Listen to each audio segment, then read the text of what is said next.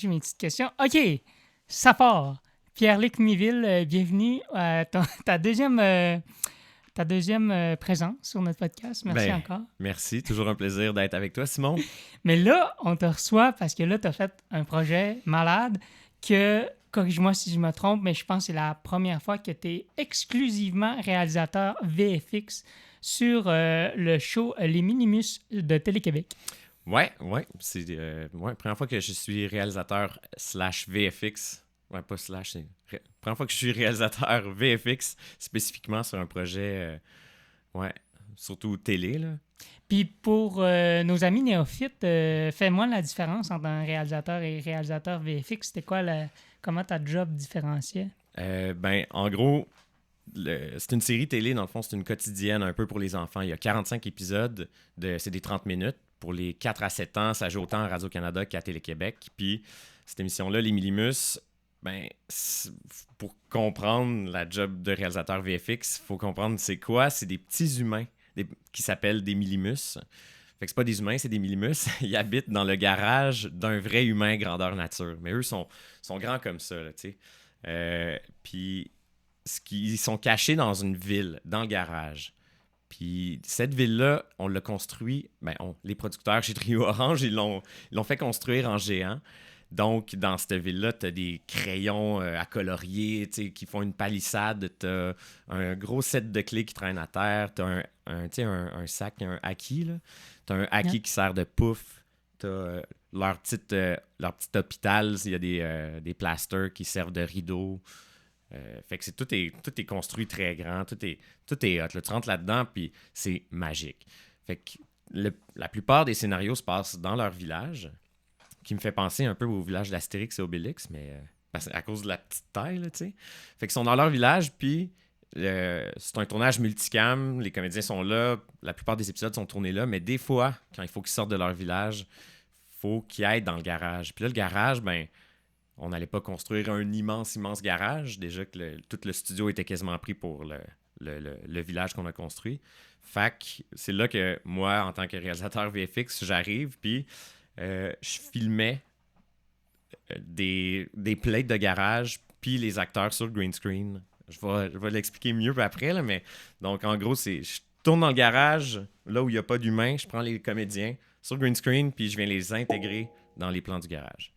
Fait que ça prenait un réalisateur spécifique pour ça parce que c'est très, très technique. Faut connaître beaucoup de proportions. Faut comprendre la physique, comprendre les proportions, savoir où on s'en va. Et c'est beaucoup de préparation puis de compréhension que les réalisateurs qui font du multicam dans le studio, ils n'avaient pas le temps de gérer. Ouais. Ça devenait trop. C'est une courbe d'apprentissage un peu pas nécessaire pour eux. Moi, j'ai déjà les connaissances. Faut que je m'arrange aussi. Le budget, ça a beau être un budget télé, mais c'est limité. Puis on a besoin de faire des VFX. Puis ça coûte cher, les VFX. Fait que comment j'optimise aussi tous ces tournages-là pour que ça soit réaliste dans le temps que la post-production a pour faire le montage, tu sais. Ouais. Puis justement, là, tu as parlé que c'était beaucoup de travail en amont. Moi, ça m'intéresse de savoir, tu sais, qui te donne le script combien de temps avant, puis toi, il faut que tu arrives là avec un storyboard bien précis ou... Oui, puis oui et non, tu sais, c'est ça. Vu que le budget est limité, mon temps de pré-production pour lequel je suis engagé, puis mon temps de post-production en tant que supervision des VFX, et le temps de tournage, tout est limité. Fait que je peux pas... Normalement, quand je fais des VFX, je storyboard tout, là, tu sais, j'utilise des logiciels sur iPad, sur ordi, je fais des dessins, je mélange tout ça pour avoir le plus de détails, que ça soit le plus clair pour l'équipe possible. Là, je le faisais juste quand c'était compliqué et nécessaire. Ben, je l'ai quand même fait beaucoup, mais c'était pour autant que l'équipe comprenne, mais je le faisais moins en détail parce qu'il faut que ça goal, tu sais. Puis, mais il faut que ça soit aussi très clair dans ma tête, là. Fait que j'ai travaillé beaucoup moins que d'habitude en pré-production, juste parce que j'en avais beaucoup plus à faire en production, mais je recevais les scénarios comme 3 mois à l'avance, là, tu sais, 3 mois à l'avance, puis même là, on est en train de prévoir une saison 2, puis je suis déjà en communication avec la productrice au contenu, pour... tu sais, elle a des questions. Ah, c'est-tu possible que les Millimus, ils fassent... je sais pas, tu sais, comme ils fassent du qu'ils fassent de la moto, tu sais, qu'ils ils rapetissent une moto de lui-même, puis là, ils fassent de la moto, tu sais. C'est comme, ouais, peut-être pas de la moto, mais je sais pas, tu sais, on va réfléchir à des trucs, là, tu sais. OK. Des fois, c'est très, mettons, c'est ça, on peut-tu, là, on m'a demandé il y a 2 semaines, on peut-tu faire une scène à la Indiana Jones où il y a un objet qui va leur tomber dessus, qui va leur débouler dessus, puis c'est comme, ok, c'est nice, mais là, je lève les flags, faites attention à ça, Ça parce va que être sinon, difficile. le tournage puis la post-production, on n'en finira plus, tu sais. Puis est-ce qu'ils te donnent le footage sans les personnages pour que tu aies une idée de ton blocking? Genre, tu sais, ils font juste genre, ah, check, ça c'est le footage, puis là, fait apparaître les petits humains, les C'est minimus dessus. c'est tout moi qui gère. Donc, comment les tournages se passaient, là, le garage, il est construit, il est dans le studio, dans un petit coin du studio. Fait que là, j'avais des petits bonhommes, genre, je t'enverrai des photos, là, j'avais des petits bonhommes imprimés en 3D. Puis là, c'est comme, on les plaçait devant la caméra. Bon, c'est leur position. Ils arrivent de là, ils font ça. Il y a le chat qui passe derrière. Donc, OK, je retire les petits bonhommes, on fait le plan, on fait passer le chat. Après, je prends des plates pour des close-up. Là, je les amène ailleurs, je prends d'autres plans, je prends un plan large dans le garage avec rien dedans, tu sais. Et ensuite, Ah, ouais. sur le green screen, avec les comédiens, je refais tous les plans que j'ai tournés, mais maintenant en green screen. Fait que là, je dis aux comédiens, OK, fait que le chat, il passe derrière vous là-bas. Là, vous allez regarder là parce que la ville est là-bas. Puis ici, il va se passer telle affaire. Quand je vais vous dire go, il va se passer telle affaire. Donc, rappelez-vous de ces éléments-là. Puis là, ils sont comme, OK. Puis là, des fois, dans le blocking, on revire l'axe parce que le green screen est limité. On n'a pas un green screen 360. Fait que souvent, je dis, OK, tantôt, le chat, il était là-bas. Maintenant, il est rendu là-bas. Vous regardez Oh, là-bas. ouais. Puis, il faut tout que ça soit... c'est toutes des proportions qu'il faut garder en tête, là, qui mélangent les comédiens. Puis, l'équipe aussi, ils finissent souvent, quand on fait des VFX, ils finissent tous par faire comme... OK, vas-y, c'est clair dans ta tête, ça peut pas l'être dans la mienne. Dis-moi c'est où, puis je vais te suivre. Ils sont obligés de un peu se laisser aller, là, vu que c'est trop d'imagination. Mais aujourd'hui, avec les volumes, là, les écrans LED, Ouais. là, c'est plus le fun pour eux parce qu'ils sont comme, OK, je le vois, là, le truc là-bas, Ouais, je il y a vois une ça, idée. mais même là, À gérer où ils regardent, ça devait être un Ouais, capharnaüm. Hein? ouais. Je me suis dit pour la saison 2, je m'achète un laser, puis là, je leur Puis là, ils pointe. Là. pointent. Tu faisais comment? Tu Ben, tu sais, faisais genre là. on regarde autour, comme, tu vois la lumière là-bas? Mais regarde un peu à Ah gauche. ouais. OK. Fait que, tu spots des choses dans le... On faisait des marques à la craie aussi sur le green screen. Puis c'est toujours un peu compliqué, tu sais, c'est jamais parfait, mais on n'avait Ouais. pas le temps d'être parfait. Tu sais, en publicité, en fiction lourde, là, j'irais avec... on prendrait le temps de mieux faire, là, tu sais. Mais là, il y a Oh, tout le temps ouais. des petites imperfections qui fait que faut tout le temps se rappeler, c'est un show pour enfants, c'est pas grave.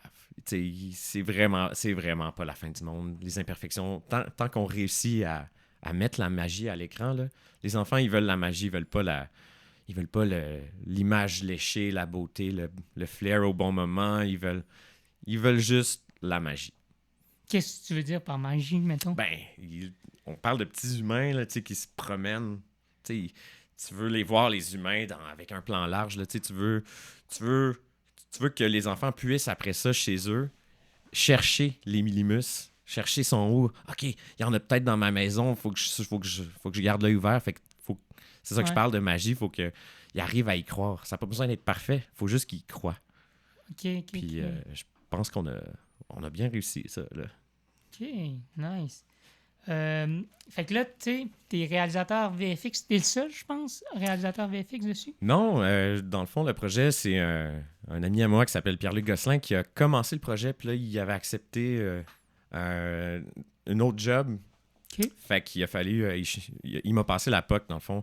Il a commencé le projet, les premières semaines de tournage, puis après, c'est moi qui ai fini la saison, là, tu sais. Tu trouves ça comment, travailler avec autant de réalisateurs VFX de un, mais aussi d'autres réalisateurs? Ça doit être... Il y avait 4 réalisateurs, si je me Ouais, il y avait trompe pas. quatre réals sur le projet. Il me semble... 5? Je m'en rappelle Plus Pierre. 4-5, Ouais. j'ai compte. Plus Pierre-Luc Gosselin, justement. Moi, j'étais affecté. Tu sais, à chaque épisode, j'avais des rencontres avec le ou la réalisatrice. J'avais des rencontres avec chacun d'entre eux pour qu'ils me parlent de leur épisode, puis que moi, je leur parle de comment j'arriverais à faire les scènes. Parce que moi, je faisais des scènes dans leurs épisodes. Puis eux, ils n'allaient pas venir. Fait qu'eux, ils n'allaient pas venir à mes tournages. On a tous trop à faire dans ce projet-là. Fait qu'il fallait juste que je m'assure de bien comprendre les enjeux dans leurs épisodes, les enjeux émotifs. Y a-t-il un personnage qui passe à travers, qui est stressé par quelque chose, qui est fâché de quelque chose, et c'est parce que ce personnage-là, il va jouer sous la supervision de 2 réalisateurs qui vont lui donner des... Il faut que les indications marchent, là. Puis aussi, il y a des objets. Ils vont aller chercher des objets que moi, je vais utiliser dans le... Admettons, ils vont aller chercher ton cellulaire, mais ils vont le ramener dans leur village, puis il faut qu'il y ait une certaine continuité. Fait que c'était beaucoup de communication entre eux et moi. Puis au final, beaucoup de confiance entre eux et moi pour qu'on arrive à le faire. Puis je me rappelle, il y a un épisode, ça s'est un peu mal passé parce qu'il y a eu tout le temps des petits problèmes de communication. Fait que là, on est en post-prod, puis ça marche moins. Comment on fait pour sauver ça? Ben là, c'est... On se parle, puis on trouve des solutions, puis on arrive à on a des bonnes idées, on a des terrains d'entente, puis on réussit à sauver le projet. Là. Sauver le projet. Il n'a jamais été en danger, là, mais...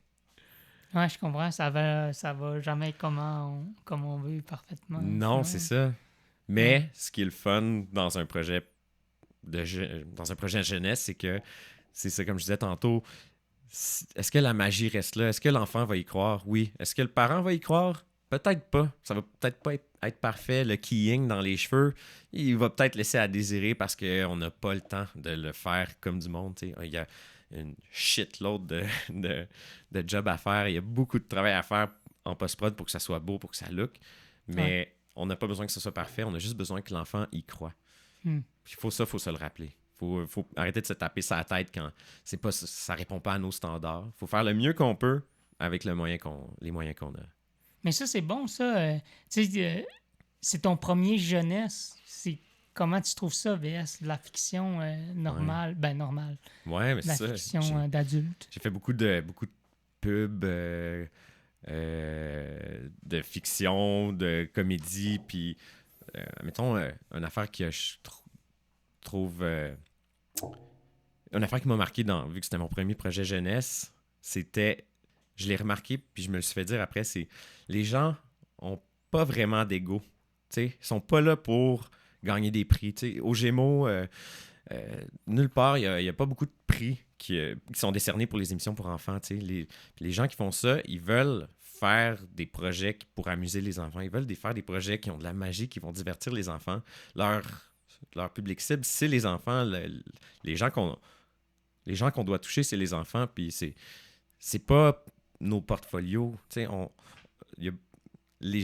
Moi, de ce que j'ai trouvé, c'est qu'il y avait tout le monde était gentil dans ces projets-là. J'ai fait 2 projets jeunesse cette année, puis les égos, ils sont vraiment moins présents. Les gens, ils sont là, on dirait, pour les bonnes raisons. Ils sont pas là pour shiner, pour gagner des prix, pour faire les gros salaires. Les budgets jeunesse sont pas élevés. Puis c'est ça que j'avais compris. En fait, c'est ça que j'avais déduit un peu en travaillant sur les projets jeunesse. Puis une directrice de programmation jeunesse à Télé-Québec m'a expliqué exactement ce que je viens de t'expliquer. C'est ça qui est le fun. J'ai l'impression de copier ces mots, mais je le pensais avant. Les gens en jeunesse, ils n'ont pas des gros égos. Ils font ça pour les enfants, puis ça rend tout ça agréable. Ça rend le processus, la production, les tournages, on veut juste bien faire. C'est-tu dur, mettons, de te reploguer en enfance, mettons? Non. Non? C'est une bonne question, ça. Hein? Parce que c'est plus facile pour moi. Je suis un enfant dans mon cœur, tu sais. Je suis comme un pré-ado dans mon cœur. J'aime ça. Je suis capable... J'aime beaucoup l'humour, fait que je suis capable d'être bien cinglant, faire de l'humour, tu sais, très, très dark, très wrong, très sarcastique, mais aussi de l'humour bon enfant, parce que j'ai un cœur d'enfant. J'aime ça être J'aime ça, l'humour positif qui amène du bon, tu sais, j'aime ça. J'aime tout ce qui est un peu magique, tu sais. Je te dirais que mon range... Les Millimus, c'est un projet pour les 4 à 7 ans. J'ai trouvé que le niveau de maturité dans les textes, dans les propos, c'était un petit peu trop jeune, par exemple, pour ce que j'étais habitué de faire. Ça m'a déstabilisé au début, parce qu'il faut comprendre qu'un enfant de cet âge-là, faut lui apprendre des choses, mais en même temps, ça en comprend beaucoup, mais faut répéter d'une certaine manière. Quand t'expliques, quand tu mentionnes un objet, tu lui pointes, là. Tu sais, tu le montres. Là. Tu parles de quelque chose, tu le montres. Fait que ça, c'est assez simple, mais je sais que moi, admettons, je préfère quand le niveau d'humour est un peu plus poussé, un peu plus deuxième degré, dans l'absurde, ben on peut pas tant aller là, tu sais. Ouais. Puis c'est normal, c'est pas ils apprennent, tu sais. Leur humour, c'est pas le même que le nôtre, là. Ah, juste le sarcasme, des fois, c'est même pas encore... C'est ça. Ils savent pas que ça existe. C'est ça, le sarcasme, c'est du premier degré pour eux, fait que Ouais. faut faire attention avec les jokes sur le 9, le 11 septembre ou... OK. Y a-tu Non, ils des... connaissent pas ça. Y avait-tu des personnes qui travaillaient sur le projet que, mettons, eux, c'était plus dur de... OK, il fallait vraiment qu'ils clochent. OK, ouais, c'est un show pour enfants. Puis, tu sais, que c'est comme moins naturel pour eux d'aller là, genre. J'ai pas senti qu'il y avait des gens sur ce projet-là qui parce que j'ai travaillé avec des gens qui sont habitués de travailler sur des projets jeunesse. Ils étaient toute l'équipe au tournage, l'équipe de production, les productrices, c'est tous des gens qui sont habitués de faire d'autres shows jeunesse. Fait que c'était comme un peu moi le néophyte qui devait se faire expliquer comment ça marche les shows jeunesse, tu sais. OK. Mais vu que j'ai un cœur d'enfant, je pense que ça s'est bien fait. Puis, c'est-tu de quoi que tu veux pousser à l'avenir? Tu sais, Ouais, un oui. créneau que tu aimerais développer pour ta carrière personnelle? Ouais, c'est sûr, je me suis plu à faire ça. Tu sais, toute la question des égos, là, justement, que il n'y a pas eu beaucoup de friction, autre que le temps, puis le budget sur les tournages, ça crée des tensions, ça crée une pression, mais autre que ça, le but de tout le monde, c'était y arriver, puis moi, mon but aussi, tu sais, maintenant, dans ma vie en tant que réalisateur, je veux qu'on y arrive, mais que ça soit agréable. Même si la pression de tout, je veux m'assurer que les gens seront heureux, puis sont en confiance, puis je veux ouvrir la communication pour que j'espère que j'y arrive, là, mais pour que les gens puissent communiquer que ça va mal, pourquoi ça va mal, dis-le moi, je veux qu'on trouve une solution à... Puis si ça va mal, ben à cause du budget, puis à cause du temps, ben j'ai pas le contrôle sur le budget, mais j'ai peut-être un contrôle sur le temps, tu sais. Je peux simplifier tous les tournages pour qu'on prenne plus le temps de mieux faire. Parce que j'aime ça, les shots en mouvement, les shots compliqués, tu sais, les shots qui ont plein de magie, que tu regardes, tu fais « wow ». Mais j'ai un gars, Éric Trottier, lui, il s'occupe des VFX. C'est un gars pour gérer tout le compositing. Puis, tu sais, autant qu'on peut se démener en tournage, faire des belles shots, ça reste qu'il y a un gars qui a un temps limité pour compositer ces shots-là, puis faire de quoi de nice, puis que ça marche. Puis ce gars-là, il aime ça bien faire sa job. Puis si lui, au final, on est tout le temps en train d'y rajouter 5-10 heures de plus à chaque épisode qu'on fait, il n'est pas payé pour ces 5-10 heures-là, tu sais, parce qu'il veut bien faire. Fait que moi, il faut que je m'arrange. Je veux m'assurer que le travail que je fais, ça va pas lui nuire à sa qualité de vie, mais puis là, je te dis, salut Eric, j'espère, on s'est beaucoup parlé, lui et moi, mais mon but, c'est la saison 2, ça serait de m'arranger pour qu'il soit capable de bien s'en tirer, là, tu sais. Ouais. C'est pas parce que nous, on a fait ça d'une manière que lui, il doit écoper, par exemple. Puis là, t'es pas obligé de nommer le nom ni de prod, là, mais quand tu dis que c'est-tu par rapport à, mettons, de la fiction au passé, dans ton passé que tu as fait, que tu avais trouvé ça plus difficile, les projets, dans le sens qu'il y a plus de humains à gérer dans leur satisfaction personnelle? Ou... Quand je parle d'ego, admettons? Ouais, entre autres. Tu as l'air à dire c'est plus léger en jeunesse. Ben, c'est plus léger parce que, c'est ça, il y a moins d'ego, puis je suis pas en train de dire que... Ben, les égos, ça rajoute une pression. Ça rajoute une pression de plus à gérer. Puis ça rajoute un égo, ça veut dire que tu veux vraiment bien faire. Tu veux vraiment bien faire, puis tu t'attends à ce que les gens fassent le mieux possible pour... c'est un peu ça que je pense, là, t'as des attentes. Quand t'as un ego, t'as des hautes attentes, puis c'est correct. Moi, j'ai des hautes attentes, puis... Mais admettons, faut choisir ses combats, puis j'ai eu des projets par le passé. J'ai pas vraiment d'exemple, là, c'est juste, j'ai pas l'impression... Je suis pas en train de... Voyons. Je suis pas en train de marcher sur des œufs en ce moment. C'est juste...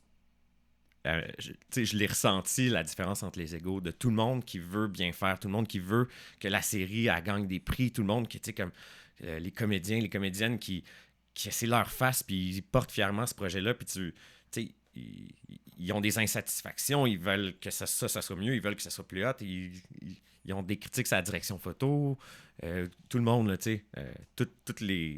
tous les rôles de direction souvent, ou même les preneurs de son qui ont des grosses opinions. Je dis vraiment, tout le monde a des grosses opinions sur une production, puis ça fait juste en sorte que c'est comme, OK, la pression est pas juste le budget puis le temps, là, ça devient genre, OK, il faut que tout soit parfait, donc, OK,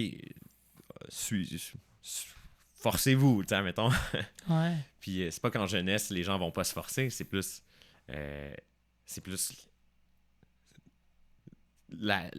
les gens vont se forcer pour répondre à la question, est-ce que ça va plaire aux enfants?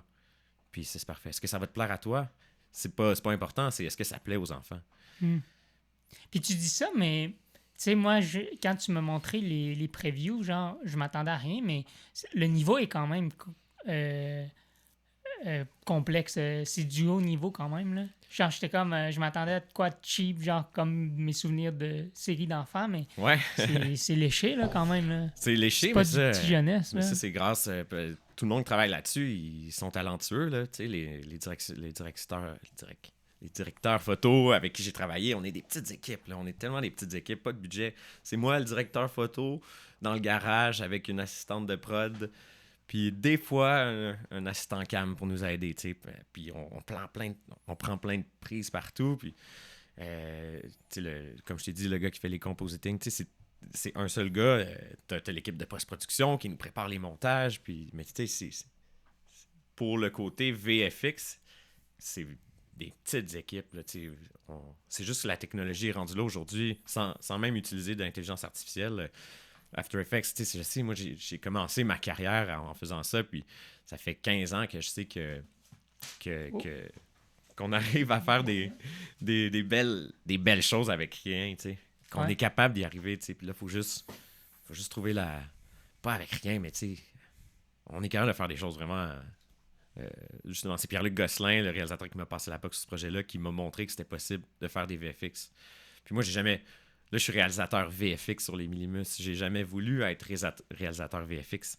J'ai juste voulu réaliser des bonnes idées. Puis quand tu as une bonne idée, mais c'est difficile à la faire avec sans VFX, mettons. Si pour réaliser la bonne idée, ça prend des VFX, ben OK, c'est comme ça que j'ai appris à faire. OK, mais si je veux faire des bonnes idées magiques, ben faut que j'apprenne les VFX.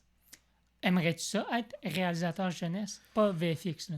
Genre réalisateur jeunesse. Genre. Oui. Ben, tu sais, mettons, j'ai vu les réalisateurs travailler là, sur le reste de la série, puis j'ai comme, c'est une autre... Moi, je suis habitué à du une cam fiction. Eux, ils font du multicam fiction dans un décor. Fait que c'est quelque chose... C'est quelque chose que j'aimerais faire. Là, est-ce que c'est mon ambition de faire ça? Ben, oui, là, quand même. Mais j'ai envie de faire des projets qui vont me plaire, puis de la fiction jeunesse, peu importe combien il y a de caméras, c'est le fun à faire. Mais avec mon niveau de maturité, moi, je suis plus de 7 ans et plus, disons, je pense. Là, 4 à 7 ans, je pense que c'est juste un petit peu limitant. Ouais, un petit peu limitant. On dirait que mon enfant en moi, il y a 8 ans, genre. Il y a 8 ans, il y a 12 ans, des fois il y a 18 ans, des fois. Des fois, il y a 25 ans. Des fois, j'arrive à mon âge. Là. Une fois de temps en temps. C'est ça. Euh, C'est comment diriger un acteur sur du jeunesse? Est-ce que ça vient plus de eux ou c'est vous qui faites... Tu sais, C'est une bonne question. Comment diriger un acteur sur les trucs jeunesse? Ben, eux, ils ont des personnages, disons, c'est théâtral, c'est expressif, c'est ah, salut, tu sais, je suis heureux, je suis heureux. Ouais. Puis moi, ma job en tant que réalisateur, c'est m'assurer que leur niveau d'énergie est là. Tu sais, ils reviennent de dîner, ok, salut. Non, c'est salut. Mais c'est aussi genre, ah, ça serait drôle que. Puis ça, ils le font déjà super bien. C'est ça qui est fou. Ils s'ajoutent plein de petites musicalités dans leur intonation, puis dans leurs mouvements. Ils vont faire ils vont être très physiques. Puis moi, des fois, c'est comme genre, ah, ça serait le fun si tu faisais une. Tourne sur toi-même en disant ça. C'est comme. Ok. Je te parlais je t'ai montré un extrait de sonnette. Là, il prend la sonnette, puis une clochette de vélo. Puis là, j'ai dit, hey, quand tu la prends, là, pourquoi tu ferais pas un genre ouh?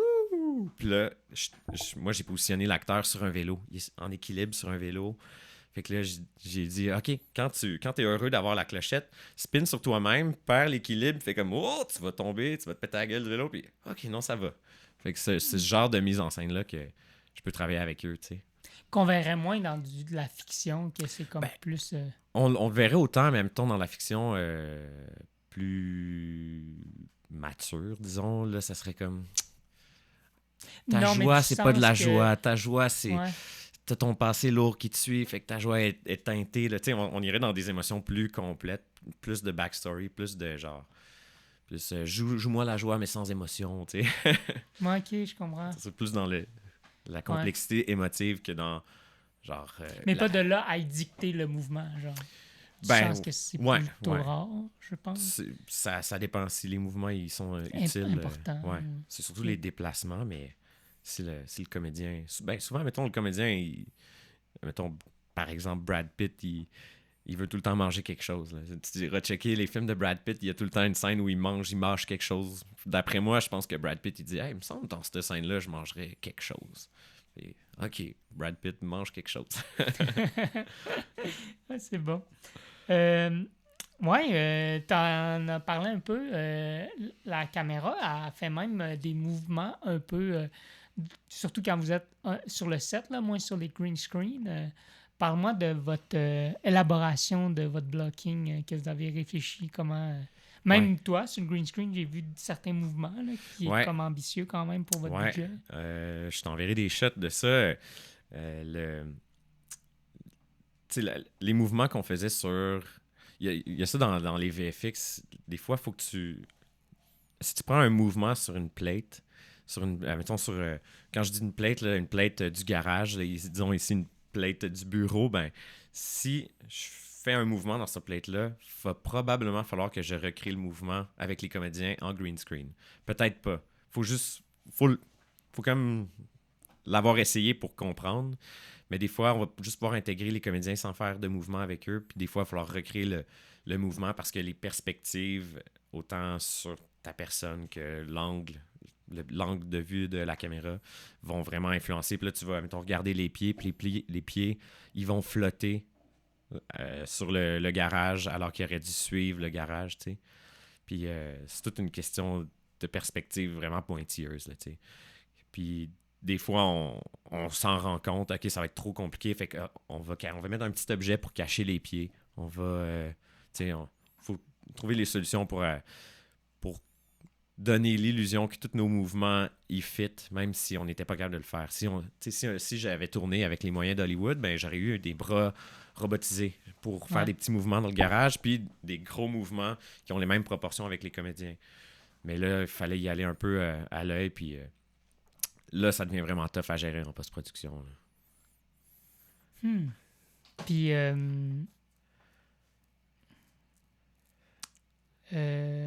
j'avais fait une bonne question, mais elle m'a échappé.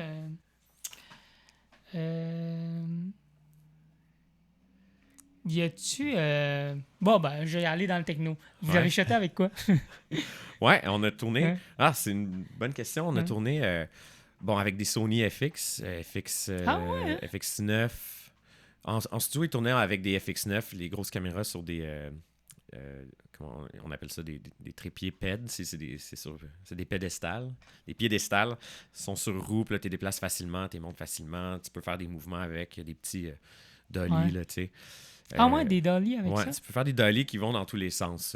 Ça va pas être parfait. C'est pas comme si c'était des rails, mais vu que le plancher est lisse, ça marche bien. Là. Tu sais, tu peux y arriver quand tu fais du wide. Mais tu peux aussi te repositionner rapidement. Puis, Ouais. fait qu'on avait des Sony FX9 pour ça. Et on avait une FX3 pour le gimbal. En studio, ils utilisaient ça pour le gimbal. Moi, j'utilisais la FX3 parce qu'elle a un bon... tu sais, on peut booster le ISO. Parce que souvent, quand on tournait, on utilisait une probe lens, une lentille, puis les probe lens, c'est à f16. Mais c'est Ouais. vraiment cool, c'est une longue tige sur ta caméra qui va chercher, tu peux placer la caméra dans des angles qu'une grosse caméra, c'est impossible à placer. Là, même que des fois, utiliser un cellulaire, c'est une bonne idée. T'sais. On l'a très peu fait, là, mais il y a une shot en particulier, le réalisateur voulait que le comédien crie, puis aille se mettre la bouche par-dessus la lentille. Tu sais, une transition vers une pub, là, il fait « Ah! » Puis là, la bouche englobe la lentille. Mais tu peux pas faire ça avec une grosse lentille comme ça. Ah, tu vas juste... Tu sais, ça marche pas. Fait qu'ils ont décidé de tourner ce plan-là avec un cellulaire. Fait que là, ils pouvaient venir mettre sa bouche sur la lentille. Ah! Puis là, on tombait au noir. Puis ça marche bien? Ça marche super bien. Mais tu sais, ouais, hein? moi, j'ai dit après, t'aurais dû demander qu'ils utilisent la probe lens. Ouais. On avait une lentille bâton que tu peux justement faire ça. Ok. Mais pour nous, c'était utile parce que ça permet de placer la caméra d'un point de vue perspective d'une petite personne. Parce que t'as d'une petite personne, là, d'un millimusicien. Là. Autant si tu prends, mettons, ta grosse caméra avec ta grosse lentille ici, ben, puis tu veux faire le focus sur le bout de la table ici, ça va être très flou, très très flou derrière. On va pas pouvoir voir les détails sur le mur. Alors que si tu prends la probe lens, c'est à f16, ben là, tout devient plus crisp, plus sharp. T'as plus un problème de gros capteur 35 mm full frame. T'as vraiment... je vous invite à regarder 28 ans plus tard. Là. Mais c'est parce que le background est moins compressé que si t'es comme à 200 mm et t'es zoomé dessus. Là. Le background est... il est moins flou, il va être plus sharp. OK. Puis c'est une question de taille de capteur, de taille de lentille, de perspective aussi. Fait que, tu sais, dans 28 ans plus tard, ils ont voulu tourner ce film-là avec des cellulaires, des iPhones, justement pour se permettre de faire des plans funky. Puis autant que ça look bizarre, ils l'ont vraiment bien fait pour ce film-là. Le scénario de ce film-là, c'est une autre affaire. C'est moins bon. Mais le côté direction photo, là, c'est vraiment intéressant de tourner avec un cellulaire. OK. Ouais. Très nice. T'as trouvé ça comment, Sony? C'est bien, hein? Ouais, C'est ben cool. oui. Sony. Tu C'est t'es fait convertir? Ah non, ouais, oui. Mais j'avais déjà tourné des séries. Là. J'avais tourné Ah oui. Vidange sur Sony. Ouais. Ma série Vidange web série sur Tout TV. C'est malade, là. Ouais. 12800, puis c'est quand même Ah pas ouais. trop de noise. Le dual ISO est vraiment cool. Puis c'était nécessaire pour ce projet-là quand tu fais des plates, Ouais. là, tu sais, des petites plates en F16 pour avoir le plus de profondeur de champ. Sony, la qualité d'image est parfaite. Le denoise dedans, c'est des caméras genre je veux en avoir, là. Je comprends pas pourquoi le marché, il catch-up pas ça, genre. Ben, le marché, en télé, c'est pas mal. Tout le monde tourne avec des Sony FX. Ouais. Non, mais dans le sens que les autres marques, là, moi, Les c'est autres comme, marques, ouais. les Canon, ils vont sortir leur caméra avec 12800, puis je pense que ouais, ils en ont sorti, mais tu sais, ça a été long un peu. Ouais. C'est comme, mais ça change vraiment notre game, là. Tu sais, Ouais. des fois, on veut pas shooter à f1.4, mais c'est tellement sombre que t'as pas le choix de shooter autant shallow, puis... Mais tu regardes des films de Steven Spielberg, là, c'est rare qu'il shoot à f2. Il shoot tout le temps à f5. Ouais, mais dans le 0.6. sens qu'il peut avoir des gros rigs avec plein de lumière, mais nous, dans l'Indie, Oui. on peut pas Non, c'est setuper ça. tout le temps des cranes avec des lumières, puis Ouais. tu sais, faire un gros softbox de 12 pieds. Là. Oui, c'est ça. Mais c'est pour ça que le Ouais. Dual Laser devient vraiment Ouais, c'est ça. intéressant parce que, Pour l'Indie. crème, tu sais, c'est une mode là, qui est apparue avec les DSLR d'avoir du f 1.4 puis tout flou derrière. Puis tu sais, c'est beau, là, mais des fois, ça sert pas ton propos. Puis Puis des c'est pour fois, ça tu que veux montrer. des fois, tu veux montrer ce qui se passe derrière. Ouais, tu ton veux directeur voir. artistique qui a travaillé. Oui, c'est ça. C'est un 6 mois bel là-dessus. endroit, mais là, en valeur, fait pas juste le rendre flou. Tu sais, OK, ça fait des belles couleurs, mais Ouais. c'est ça. Je vous invite à regarder du Steven Spielberg pour comprendre comment cadrer sans devoir faire du f1.4 là, à Ah. f5.6. Hmm. C'est... Après ça, on a-tu parlé de la grosseur du... Parce que c'est un gros projet d'envergure. On a-tu parlé de tu sais, du scale, de travailler... Bon, on a parlé que tu as travaillé avec beaucoup d'autres réalisateurs puis tout, mais tu sais, 45 épisodes de 22 minutes, toi, t'en as fait 20. 24 minutes, je pense, vu que c'est pour Tu sais, jeunesse, en tout cas. C'est C'est énorme. des demi-heures. là. C'est Ouais. c'est un gros gig, là. Ouais, c'est Trio Orange qui ont réussi à mettre ça sur pied pour une saison 1. Là. Tu sais, c'est gros, c'est beaucoup de budget, c'est beaucoup d'investissement, beaucoup de terrain à défricher, puis d'inconnus à essayer d'y arriver. Tu sais. Fait que c'est compliqué, ça coûte cher faire une série comme ça. Puis, on est arrivé, là, tu sais, grosse équipe, mais pas si grosse équipe que ça. Là. Si tu compares à des quotidiennes, c'est quoi, les quotidiennes indéfendables ou ce genre de choses-là, tu sais, ils ont pas beaucoup de budget non plus, ça va vite leur affaire, ils tournent très vite, mais je pense que c'est quand même plus de budget que ce qu'on avait, ce qui fait en sorte que il faut vraiment qu'on se retrousse les manches et qu'on trouve les solutions pour y arriver. Puis, c'est quoi ta question? Ben, tu sais, le scale est gros quand même Oui. comme projet. Puis c'est... Ouais, le scale est gros. Ouais. C'est drôle en télé, puis surtout en télé jeunesse, les gens disent beaucoup que les budgets diminuent, puis c'est de plus en plus difficile à faire. Mais il y a aussi la technologie, elle évolue, puis les moyens augmentent, mais reste que il y a la base qui ne pourra jamais changer. Tu as besoin de costumes, tu as besoin de maquilleuses et coiffeuses. Maquilleuses et coiffeuses et coiffeurs, maquilleurs, mais qui ont... tu as besoin de direction artistique, tu as besoin... Tu as des postes qui ne pourront jamais changer, que la technologie ne va pas aider. Là, Ouais. ça fait juste aider la direction photo. Puis même là, il y a des manières de travailler avec des assistants cam. Là. C'est pas parce que, oui, on peut tourner avec un iPhone que ça rend la production moins chère. Non, c'est que tu as tellement de gens qui sont importants à ce que ça aille bien. Puis la technologie ne remplacera pas ces gens-là. Puis l'intelligence artificielle ne remplacera pas nécessairement... On est loin de que l'intelligence artificielle remplace ces gens-là parce que chaque manipulation, chaque tâche que ces gens-là font est nécessaire et utile. Genre, il y a peut-être quelques postes qui vont disparaître, mais je me demande lesquels, tu sais. Fait que ça reste lourd, ça reste compliqué, ça reste... Ouais. Ouais. Penses-tu qu'un jour, on va juste prompter genre, une série jeunesse ou... Oui, ben oui. Ah ouais, hein? Oui, la série jeunesse, tu sais, comme... oui, mais est-ce qu'on va arrêter d'en faire avec les vrais moyens, avec les vrais comédiens, non, je pense pas. Oui, tu sais, du AI slop, là, il y en a des gens, tabarnak, puis un enfant, ça va peut-être être plus facile pour lui accepter le AI slop. Le AI slop, c'est toute la merde, toute la bouillie. Je vais parler avec des bons mots, là. Toute la bouillie d'intelligence artificielle qu'on voit en ligne, là. Ben, moi, je sais pas de ça. Moi, ça m'écoeure. J'ai des amis qui m'envoient beaucoup de AI slop, puis je fais comme, hey, ça m'intéresse pas. Mais comme, admettons, il y a plein d'émissions de télé qui m'intéressent pas non plus, tu sais. Fait que ça plaît à un certain public, ça me plaît pas à moi, mais ça va plaire à des enfants, puis il y a des enfants qui vont préférer des shows vrais, fait que, tu sais, les deux vont vivre, en tout cas, pendant un bout de temps, les deux vont vivre en parallèle, puis est-ce que le AI va tout remplacer? Moi, j'ai tendance à dire que non. Moi, je suis optimiste.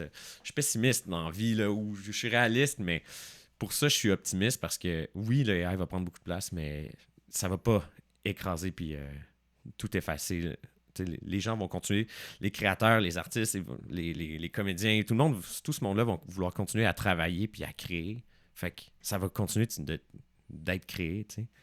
Penses-tu qu'à un moment donné, le cinéma, mettons, fait par des humains va devenir quasiment qu'est-ce que le théâtre est devenu quand l'audiovisuel est arrivé, du sens que, tu sais, ça va devenir un peu plus le monde qui recherche du artsy, puis tu sais, qui sont vraiment deep dans la culture, puis...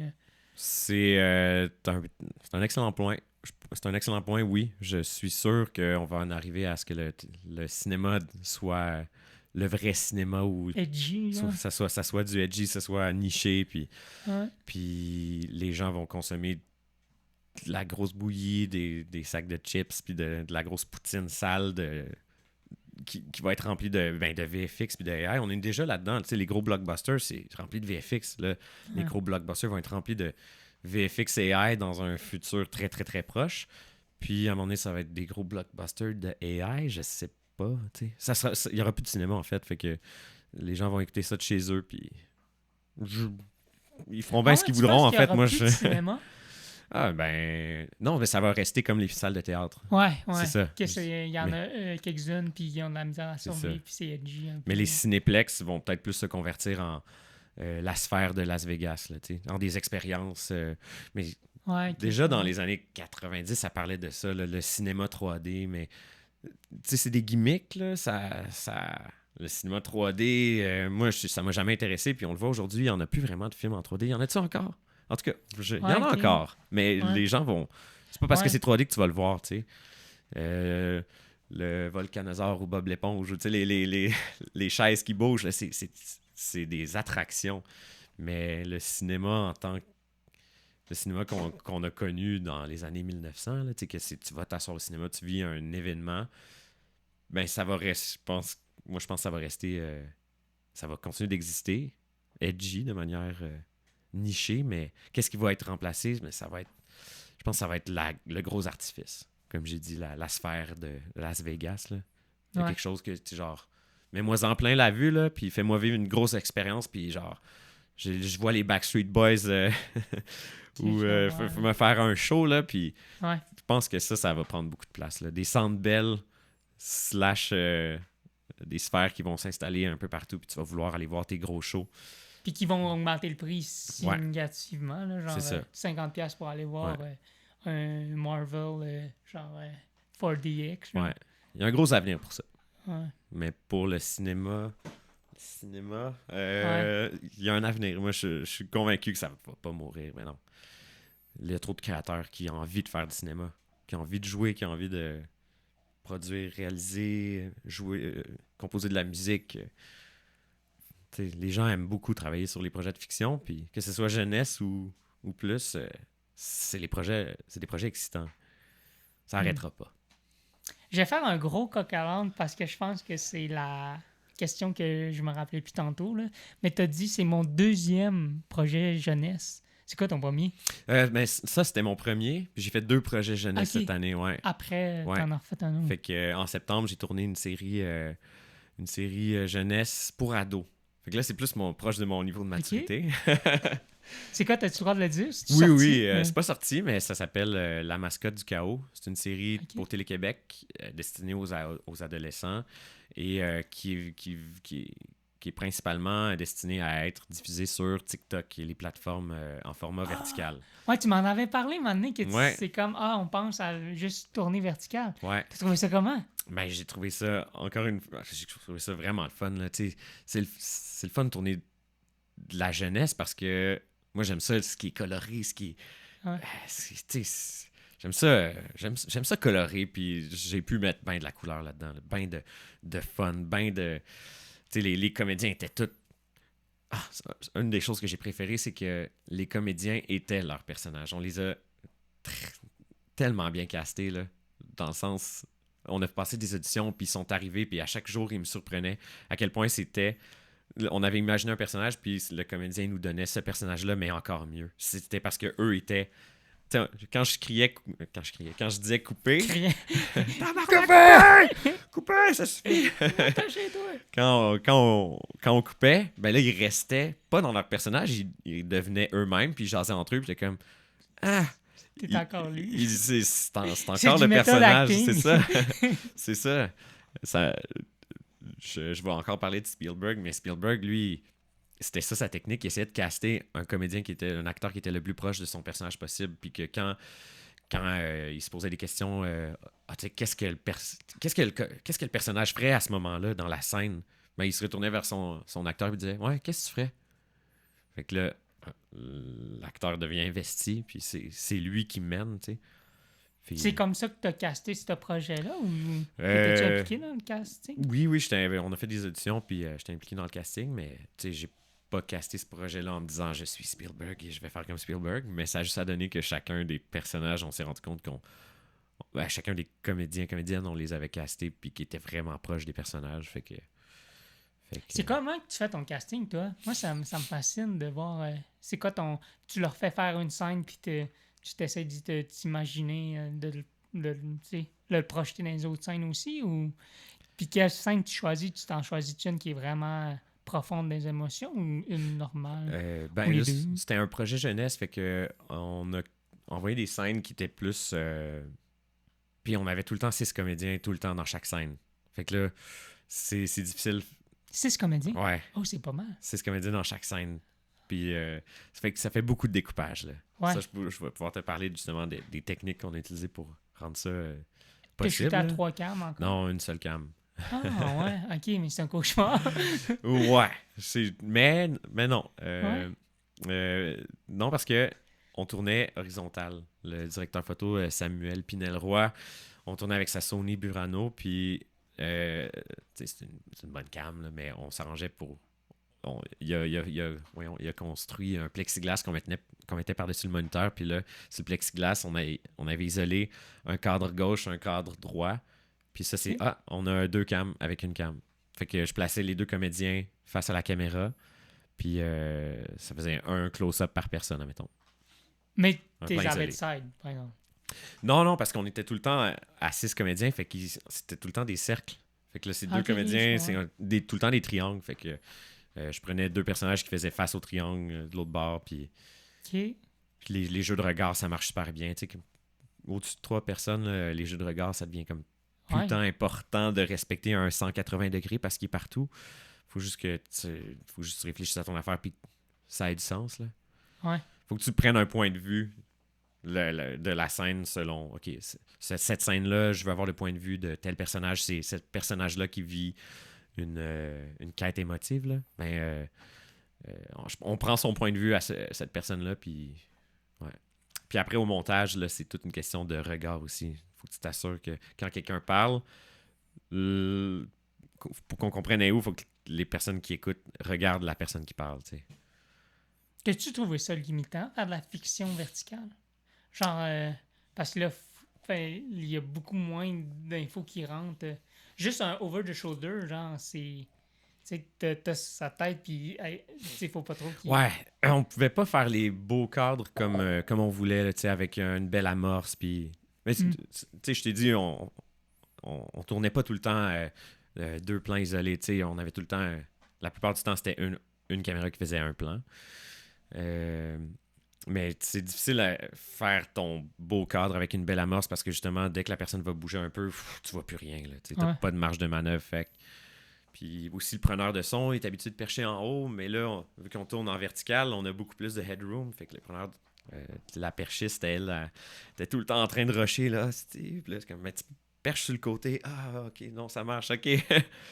Ah ouais, elle perchait, Elle perchait sur le côté, tu sais, on voyait la perche là, rentrer dans le cadre, mais c'était pas dans le cadre, c'était sur le bord, là, tu sais. Ah ouais. Puis, mais là, dès que la caméra était à l'épaule puis qu'elle était plus mobile, là, oublie ça, là, la perche, ça devient vraiment tough, là. Penses-tu que les jeunes vont écouter de la fiction verticale?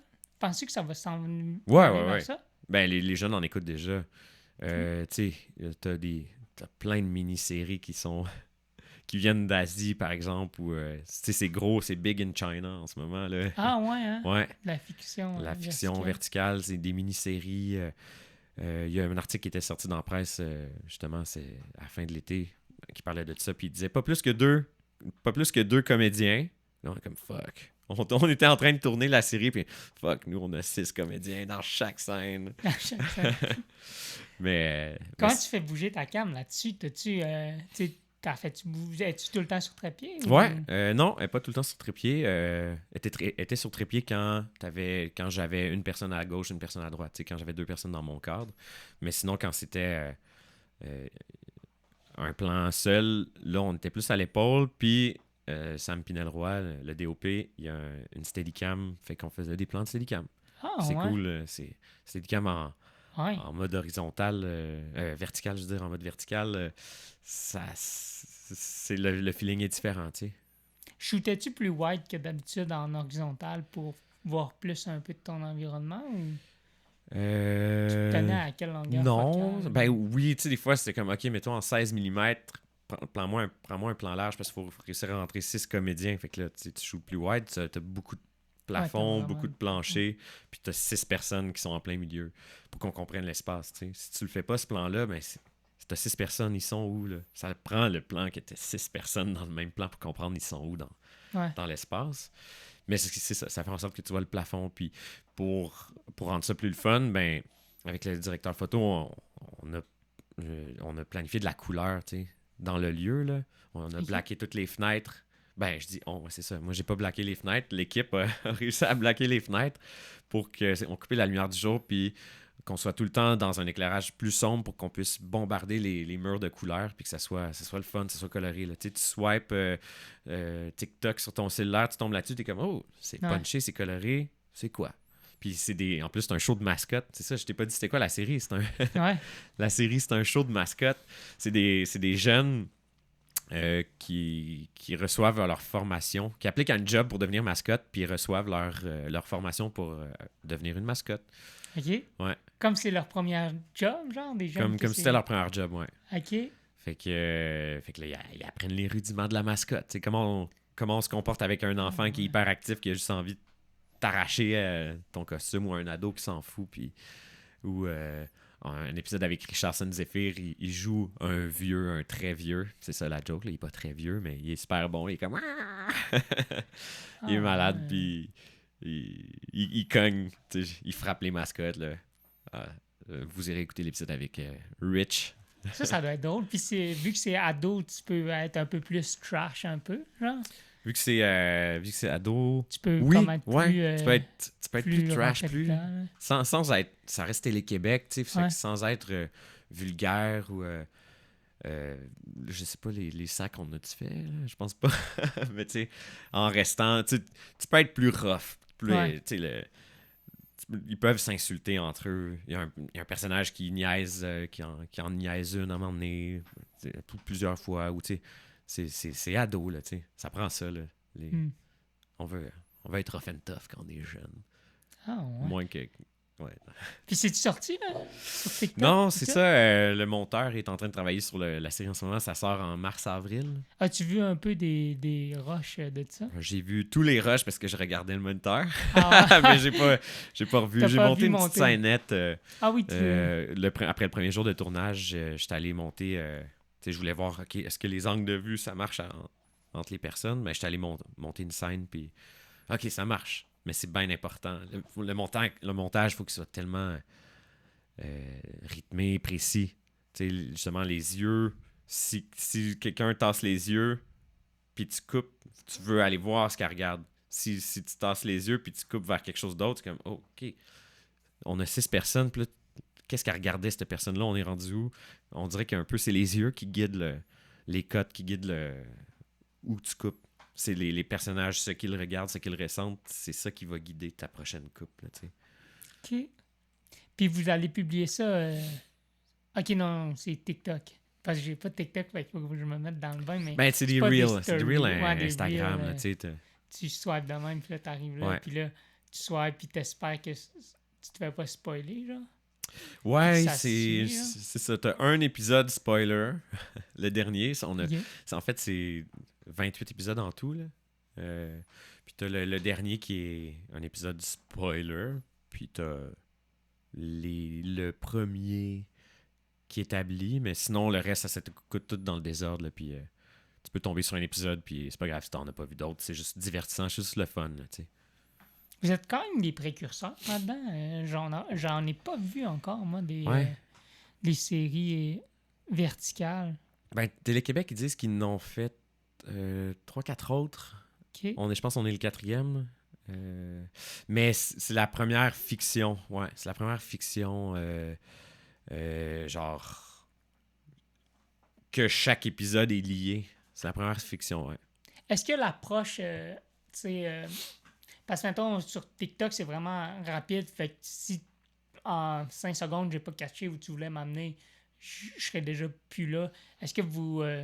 Est-ce que votre histoire est faite plus. Tu sais, ça arrive plus vite à l'autre patente pour que le monde reste hook? C'est ça le ou- but. Ouais?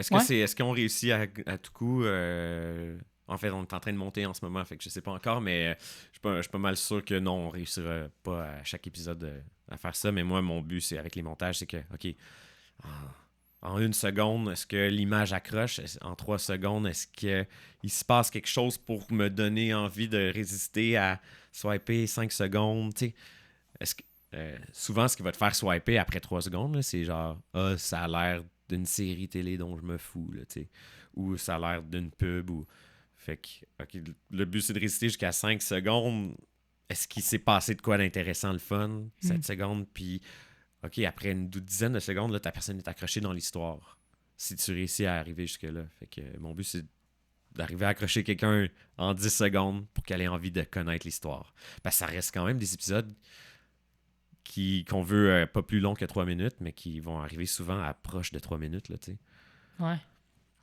Ah, c'est tout qu'un défi scénaristiquement, là. Ouais. Surtout quand tu te pognes contre du monde, tu sais, mettons, là, j'ai juste des reels d'humoristes en tête, mais tu sais, ça a l'avantage de, tu sais, on comprend, mais souvent aussi, il y a une phrase, littéralement, là, qui dit POV, t'es garagiste, mettons.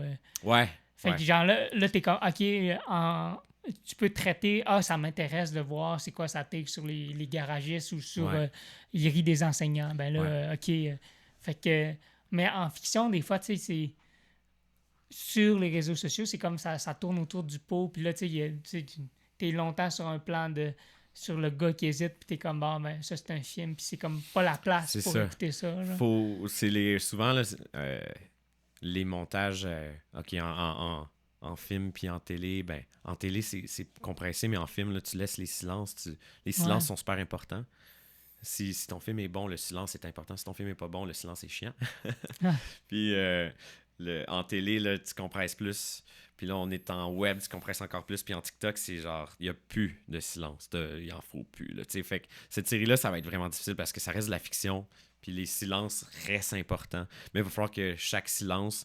C'est ça qui est le fun. On a 6 comédiens. Ben, dans chacun des silences, moi, je leur disais, donnez-moi des réactions parce que je veux tout le temps avoir la réaction de quelqu'un à l'image. Puis une réaction, ça peut juste être je regarde à gauche ou je lève les sourcils. Tu sais, tu dis quelque chose, je fais comme...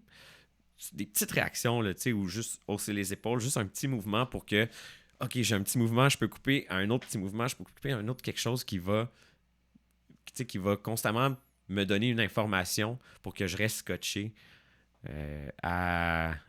au montage, à l'image, tu sais. C'est pour ça que les montages vont être serrés le plus possible pour pas qu'il y ait de silence.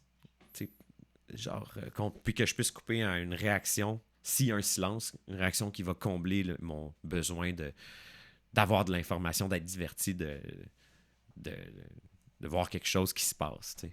C'était comment collaborer avec les acteurs puis leur faire dire, tu sais, j'imagine qu'ils sont plus habitués à faire de la fiction normale.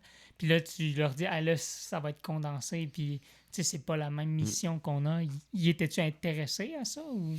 Oui, tout le monde est intéressé justement, mais c'est pas dans leur contrôle. Tu sais, souvent, on avait tendance à, OK, recommencer à jouer de manière normale, puis des fois, il fallait que je leur ramène, tu sais, augmente plus le rythme. Moins de silence. Trop de silence, là, Sarah et moi, cette scène-là. Mais on n'avait pas beaucoup le temps de bien travailler là-dessus. Mais dès qu'on tournait, moi, je gardais ma tête de monteur actif dans ma tête. Puis je me disais, OK, ça je peux couper ça. Puis, mettons, Marc Beaupré, qui était le personnage principal, Marc Arcan. Je sais pas. Non, OK. Est-ce qu'il sait? Lui, il me donnait souvent il improvisait souvent des trucs, tu sais. Puis il m'a dit à un moment donné, hey, tu peux me dire d'arrêter, tu peux me dire quand c'est trop ou que c'est pas bon. Puis je suis comme, inquiète-toi pas, si je te laisse le faire, c'est parce que je me suis mis une option dans ma tête que je pouvais te couper. Puis si je te laisse le faire, c'est parce que j'aime ça, puis ça se peut que je te coupe. Parce que il va falloir tout compresser, puis est-ce que ce que tu fais là, c'est assez bon pour rester? Ben, j'ai regardé dans les mouvements, puis si je coupe ton affaire, on s'en apercevra pas. Je préfère que tu le fasses puis que je prenne cette décision-là en post-production. Okay. Fait que c'est ça, c'est toutes des décisions. Les comédiens n'ont pas senti la différence tant que ça parce que je me disais tout le temps, mais je peux, toutes les longueurs, tous les silences, je vais pouvoir les couper en post-prod. Ou les garder si je veux, tu sais. Est-ce que tu t'es inspiré de, mettons, TikToker? T'as-tu fait observer des TikTokers? Comment ils captent l'attention aussi rapidement? Comment je pourrais, moi, transférer ça en fiction? Oui, mais ça s'appliquait pas. Beaucoup de ça, c'est à l'écriture. C'est pas moi qui ai écrit la série. Ouais. Fait que, les auteurs et... Ben, l'auteur et l'autrice se sont inspirés de modes. Ouais. Des modes TikTok, là, tu sais. Mais reste que la série de fiction, comme elle est imaginée, c'est difficile. Il n'y en a pas vraiment, tu sais. On n'a pas vu. Fait qu'on crée une nouvelle affaire qui... Est-ce que ça va marcher? Est-ce que ça va pas marcher? On le sait pas encore. Est-ce que c'est bon? Feeling, toi? Moi, mon feeling, c'est que c'est bon. C'est que Okay. genre, si t'as envie de l'écouter, écoute-le. Est-ce que ça va marcher? C'est sur TikTok, c'est tellement... on n'a pas les éléments qui font en sorte que c'est un gros hit. Parce que il y a plein de gros hits que c'est pas parce que c'est bon ou c'est parce que c'est soit exceptionnel, soit c'est juste des méthodes d'accroche. T'sais. Puis nous, on n'a pas les méthodes d'accroche. Mais on a un contenu qui est vraiment bon. Puis je sais pas si ça va fonctionner sur TikTok, mais si les gens l'écoutent, ils vont adorer ça, c'est sûr. Genre, j'en suis confiant. Là. C'était drôle, c'était bon. Ouais. OK. Mais j'espère que ça va marcher, tu sais. Ouais. Mais je sais pas. Y avait-tu bien des VFX dessus? Parce que là, t'étais réalisateur. T'étais pas réalisateur VFX sur celui-là. Ouais, c'est ça. Mais dans tous mes projets, je finis par faire des VFX. Puis, tu sais, on manque de temps. C'est comme, c'est correct, je vais corriger ça en poste. Puis... Mais j'étais pas réalisateur VFX. Il n'y avait pas des gros VFX. Là. Il y avait des VFX... il était tout en mascotte dans un vrai environnement. Ouais, c'est ça. Oh. Ouais. J'ai sorti un green screen une fois de temps en temps, là, mais... à la Top Dog, un peu, genre? Ouais, à la Top Dog, exactement. Si j'ai besoin de faire quelque chose comme... c'est plus simple avec mon green screen, là, je gérerai ça en poste. Ouais. Souvent, juste une intégration, il y a un FaceTime, mais une intégration de ce qui se passe dans l'écran, mais je garde ça en poste. Êtes-vous en pourparlers pour une saison 2? Ou... Non, Télé-Québec vont sûrement attendre de voir la saison 1. Voir comment ça va. Ouais, mais Puis ils vont vraiment juste mettre ça sur TikTok Télé-Québec. Là. Ça sera pas nulle part. Tu sais, ça sera pas sur Télé-Québec, l'application. Ouais, ça va être sur Ils sont obligés de le diffuser sur leur site web. Okay. Tu sais, sur leur application, sur leur site web. Pour avoir le financement, il faut qu'ils diffusent sur leur plateforme de diffuseur. Mais eux, leur objectif premier, c'est de mettre ça sur Mammouth. Leur compte TikTok, leur compte Instagram, Mammouth TQC, là, je pense. C'est touché pour eux, hein, parce que souvent, ils ont, tu sais, avec Meta puis tout, ils n'ont pas les meilleures relations, les gouvernements. Là. Oui, ouais. Puis là, on veut faire une série exclusivement TikTok. Puis là, tu sais, le gouvernement, on veut-tu donner des subventions pour... des instances qui veulent pas nous donner des redevances. Mais, tu sais, je pense que ce qui sont intelligents l'intelligence de leur réflexion là-dedans, c'est le public qui est où. Ah, il est On là. doit, tu sais, autre que l'argent, autre que le public qui écoute son contenu où, il faut qu'on rejoigne le public parce que le Ouais. contenu québécois que Télé-Québec veut mettre de l'avant, ben, faut qu'il rejoigne le public. Puis c'est pas en respectant les vieilles traditions qu'on va garder qu'on va aller là où les jeunes sont. Les jeunes sont là où ils sont en ce moment, fait que faut trouver, Ouais. avoir l'intelligence pour rejoindre les jeunes là où ils sont. Puis il y en a qui sont sur TikTok. Let's go, on va les rejoindre sur TikTok. Ça me fait penser à un balado que j'ai écouté genre cette semaine. C'était Louis Morissette qui parlait de ça, de genre, tu sais, il était comment on met, mettons, 150 000 $ sur une émission, puis je fais un podcast, tu sais, avec une bière, puis j'ai genre bien plus de vues, puis ça coûte quasiment rien. Fait qu'il était comme genre, le monde, sont-tu encore, tu sais, sur les jeunes, là, mettons, sont-tu encore juste sur la TV point, puis lui, son raisonnement, ça va l'air juste non. Ils sont sur YouTube, ils sont sur les balados, ils sont sur Mais, TikTok. tu sais, il faut faire attention à ce genre de propos-là. Faut pas prendre ça pour du cash. C'est pas parce que, mettons, une émission fait 30 000 de cotes d'écoute, puis que t'as une autre artiste qui fait 1,5 million sur son TikTok, que on devrait juste retirer le financement de ces émissions-là. C'est comme la différence entre la grosse fiction lourde puis un match de hockey. Un match de hockey, il y a des bons chiffres. Ou de la... Tu sais, là où je veux en venir, c'est que du bon contenu, ça a différents coûts, ça a différents objectifs. Puis oui, son podcast avec une bière qui pète des scores versus l'émission de culture X qui joue en après-midi, je sais pas trop. Ils ont des utilisations, ils ont des missions différentes. Ouais. Puis ils répondent à des besoins d'écoute différents. Puis, tu sais, moi, si à la télé, là, si la télé disparaît, puis tout ce qu'on a à consommer, c'est des affaires faites cheap par du monde parce qu'on peut se filmer dans notre salon. Tu sais, j'ai besoin, moi, j'aime ça, là, de contenu travaillé avec une réflexion, puis avec avec une passion, tu sais, le contenu qui est travaillé, puis qui est réfléchi, puis qui est senti, versus le contenu qui est boboche, tu sais. Ouais. Quand j'étais chez Cozy, notre plus gros succès de tous les temps, pendant longtemps, ça a été une vidéo.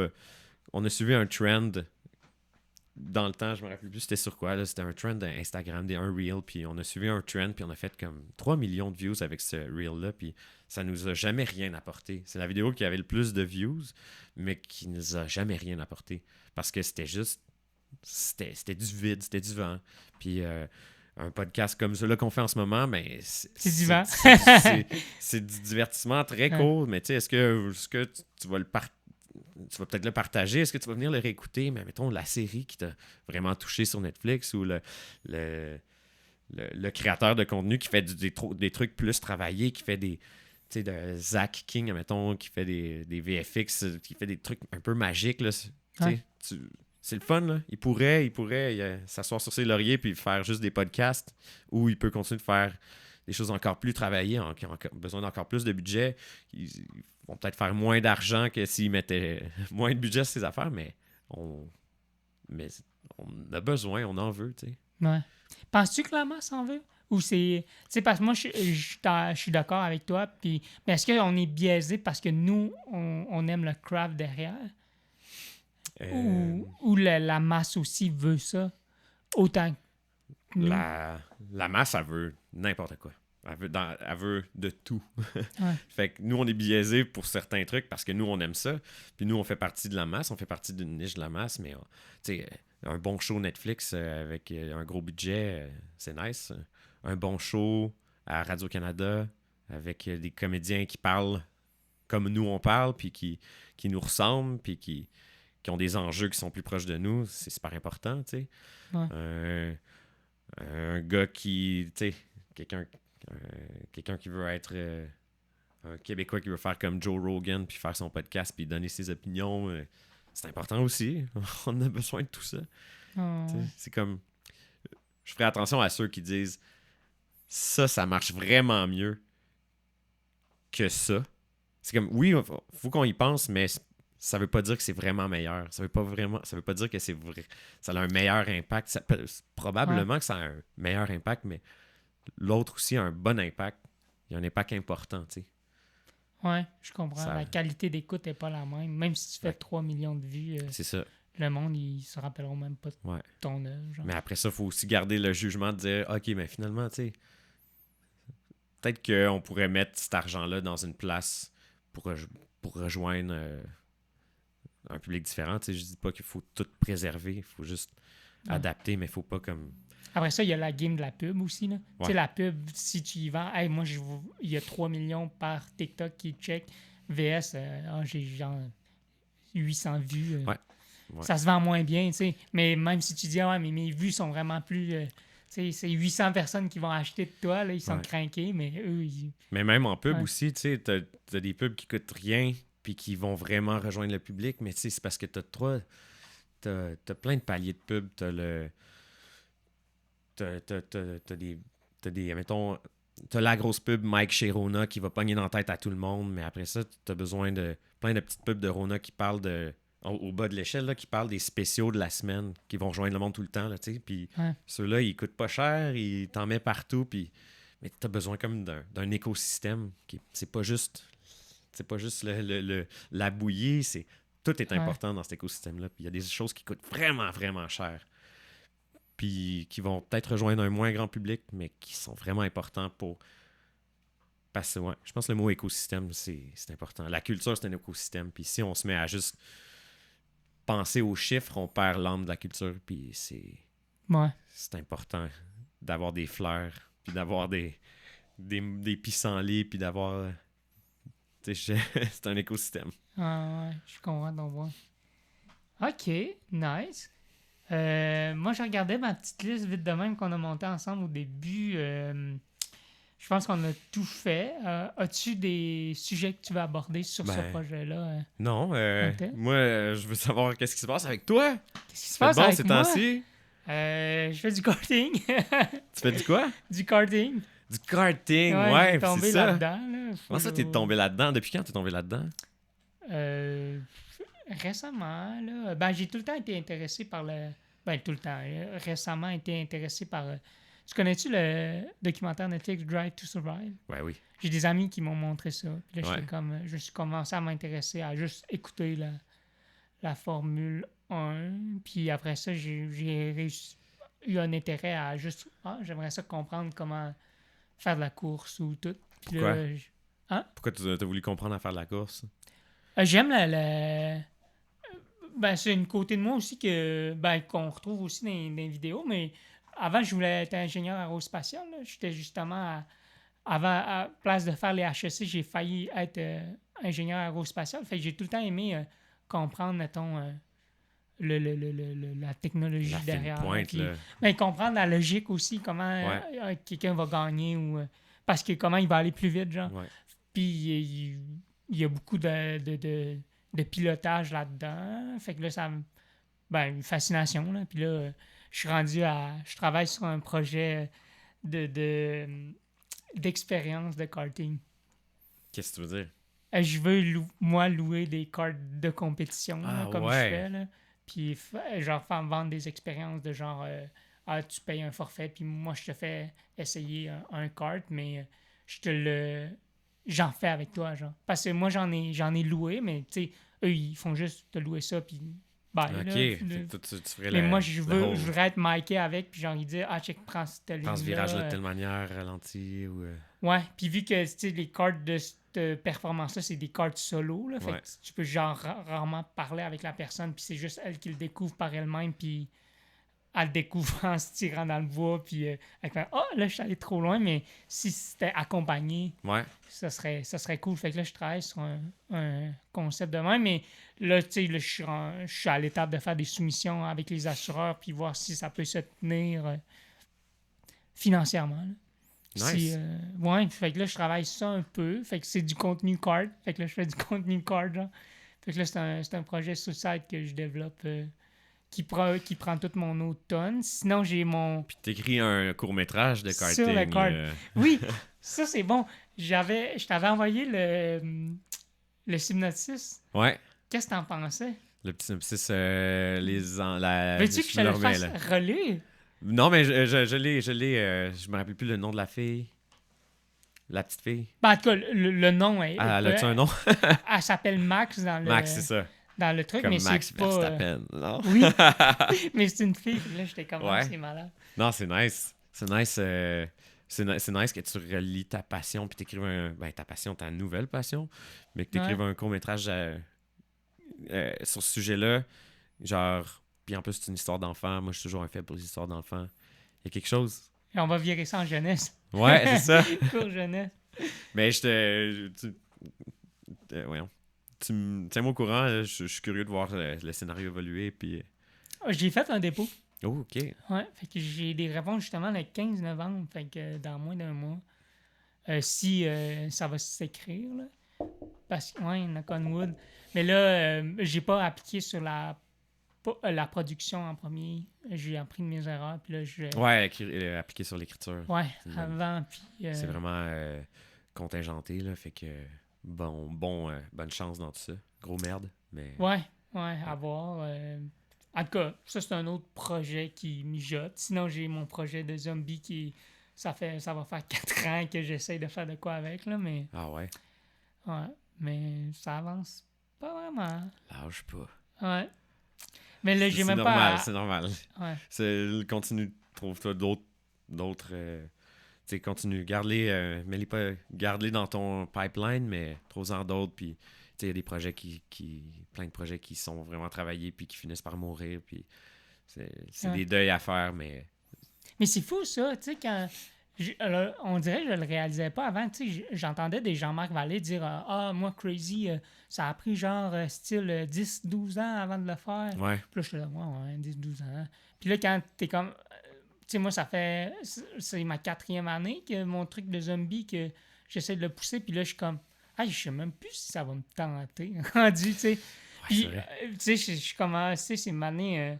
l'urgence de créer cette histoire-là. Aussi, tu vieillis, puis là, t'es comme, OK, ben, ce deuil-là, je suis comme, c'est comme moins important pour moi, puis ça me tente plus tant de... Ben, tu sais, c'est comme moi, je suis moins là-dedans, puis ça me tente... Ça me rejoint moins, là. C'est comme, je suis rendu plus vieux, puis je suis plus là, puis... Fait que là, je suis comme, comment, tu sais, tu fais pour attendre 10 ans, puis là, t'as la subvention, puis t'es comme, c'est même plus cher pour moi, genre. Fait que là, je suis comme, hey man, ça prend de la patience. Là. Dans un monde qu'on est dans la création instantanée, là, que il y a une trend, puis là, justement, mettons, les TikTokers, ils font ça. Il y a de quoi qui passe aujourd'hui, ben, il y a à fond, il y a créé, c'est tourné. Puis il y a de quoi de satisfaisant là-dedans aussi. Là. Ouais. Oui. Il y a de quoi de satisfaisant d'en faire quelque chose vite, c'est aussi vite. la mort créative. Là. Ouais. J'ai juste dire, ben, j'attends 10 ans que je fasse cette affaire-là. Ouais. Tu sais, t'es pas... t'as besoin de créer plus qu'aux 10 ans, là. Ouais. En tout cas, moi, là, je suis comme, OK, ben là, ça me tente-tu vraiment de créer ça dans on le sait pas, là, mais dans... Moi, c'est sûr que c'est pas l'année prochaine que ça se fait. Puis là, j'étais comme, OK, une histoire d'un jeune homme de la vingtaine, tu sais, qui a le goût de compter ça, veux-tu la compter à 31, genre?